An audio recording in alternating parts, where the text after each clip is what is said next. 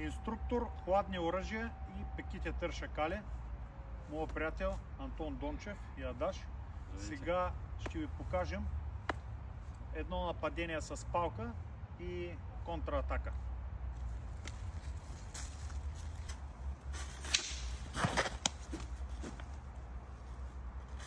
Показваме ви бавно какво се случи.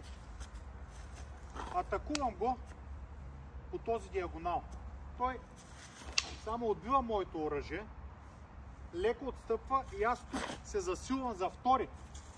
Но на втория вече е излезнал от бойната линия и ме нанася съкрушителните приключващи удари.